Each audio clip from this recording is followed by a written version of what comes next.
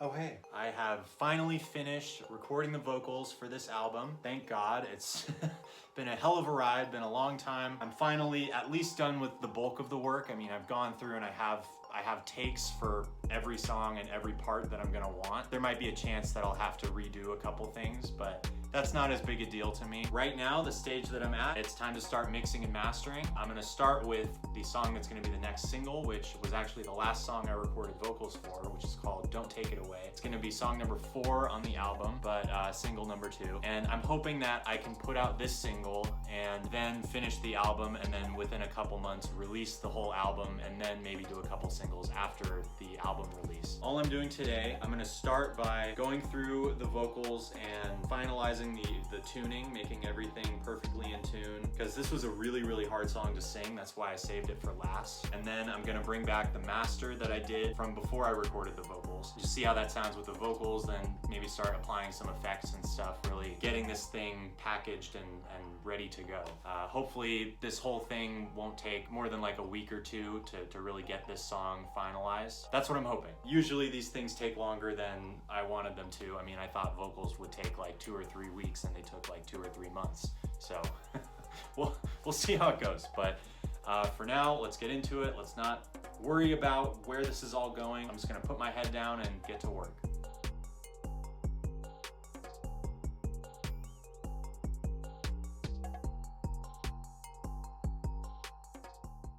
All right, let me show you guys what I'm up to here. So here is a little piece of the first chorus, just the lead vocal, without the auto-tune. 'Cause it's me, I believe in destiny.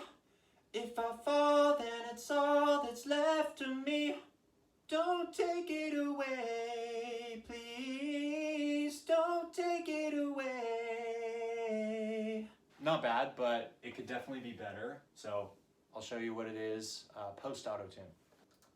Here is post auto-tune. 'Cause it's me, I believe in destiny. If I fall, then it's all that's left of me.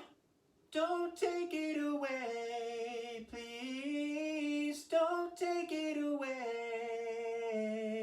So it's still not perfect, but I don't want to make it perfect because then it won't sound natural. And the idea here is I have 5 takes of that same thing being layered on top of it. So we're gonna have tons of the same thing going at the same time, and the effect that has is it just causes things to sound more natural and on pitch. I don't know why it works that way, but it does, at least for my ears. Okay, so I forgot to time lapse during that. I thought it probably would have been cool to see that, but I basically just went through the entire lead vocal, so not any of the doubles, just the single lead vocal, the main one, and I just auto-tuned the bejesus out of it, and I mean, you saw a little bit of that process, but I did that to the whole take, the whole track. I was thinking I'd probably do it with the rest of the tracks, but it's kind of seeming like I'm not gonna have to. I just listened to it all the way through and it sounded pretty good. My guess is probably in the future I'll start noticing things that bug me, and then I'll have to go in and auto-tune it. What's a little weird about the graph mode auto-tune that I do, and graph mode is when I go in and I'm fixing it note by note. It seems like when I decide to do that, it takes away any of the auto-tuning that it was doing. It switches it back to the raw take. You know, I record these and I'll put the auto-tune directly on the track, you know, when I record them, so I hear them auto-tune pretty much from the beginning. When that auto-tune goes away, the takes end up being a lot worse than I thought they were, and then they end up needing a lot more work with the manual tuning. So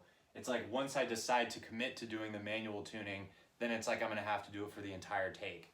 So the less of that I have to do, the better, because that means just the less work. I think what I need to do is go through and cut out some breaths. I'm gonna potentially cut out all of the breaths. I'm not totally sure yet, but I'm at least gonna cut out some of the ones that are a little bit weird sounding. So that's extremely boring to do, but it's something you gotta get out of the way if you want the song to sound nice and pro.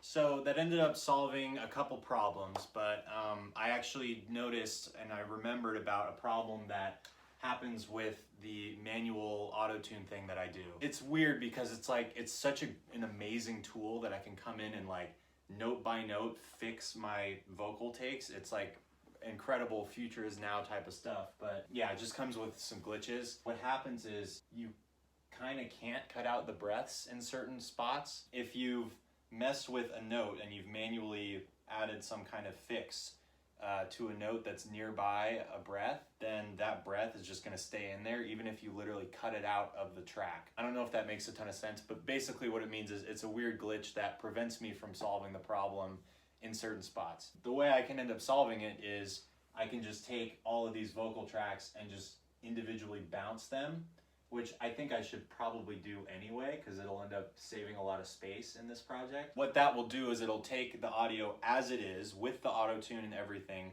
and it will bounce that as an audio file. So then that will be replaced with an audio file that doesn't technically have auto-tune, but the audio that it's playing is something that had auto-tune. It's tuned, but the plugin auto-tune is not on the track. I don't know. It's basically, it makes things better if I do that. So I will do that once I'm pretty satisfied with how the auto-tune goes. I think what I'll do, I'll listen to the vocals without the instruments. So I'll listen to this a cappella. If I'm happy with them, then I'll bounce them, and then I think we can really get some real work done from there. So I'm gonna do that right now.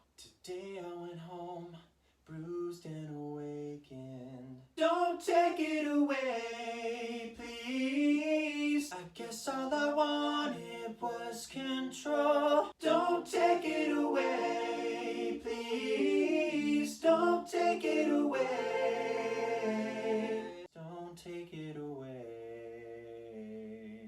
So I think that's pretty solid. Yeah, let's bounce these tracks.